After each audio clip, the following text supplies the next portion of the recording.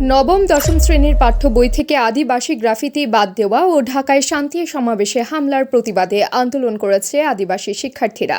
আজ বেলা 12টায় রাজশাহী বিশ্ববিদ্যালয়ের বুদ্ধিজীবী চত্বরে পাহাড়ি ছাত্র পরিষদের আয়োজনে এই বিক্ষোভ সমাবেশ করেন রাবিতে অধ্যয়নরত আদিবাসী শিক্ষার্থীরা। আন্দোলনে তাদের স্লোগানগুলোর মধ্যে ছিল, জালো রে জালো, আগুন জালো, আমার ভাইকে মারলো কেন, রাষ্ট্র তোমার জবাব চাই, লড়াই হবে সমান তালে, পাহাড় কিংবা সমতলে, আমরা নই উপজাতি, আমরা সবাই বাংলাদেশি, তোমার আমার পরিচয় আদিবাসী আদিবাসী, সন্ত্রাসীদের ঠিকানা এই বাংলায় হবে না, উগ্রবাদের ঠিকানা এই বাংলায় হবে না।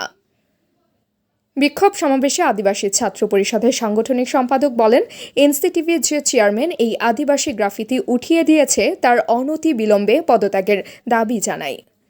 বিক্ষোভ সমাবেশে উপস্থিত বিশ্ববিদ্যালয়ের এক শিক্ষক বলেন, আদিবাসীর সাথে যে সমস্ত কথা উঠে আসে, উপজাতি, সংখ্যালঘু, ক্ষুদ্র নৃগোষ্ঠী, প্রতিটি শব্দই রাজনৈতিক। হাজার হাজার বছর ধরে এ ভূখণ্ডে আমরা বাস করছি, চাইলে কেউ অস্বীকার করতে পারি না। বিক্ষোভ সমাবেশের আগে ক্যাম্পাসের বিভিন্ন রাস্তাগুলো প্রদক্ষিণ করেন। এই সময় বিবি বিশ্ববিদ্যালয়ে বিভিন্ন বিভাগের শিক্ষক সহ উপস্থিত ছিলেন প্রায় শতাধিক শিক্ষার্থী। তাবাসসুম হক, আনিকা, নীলকণ্ঠ।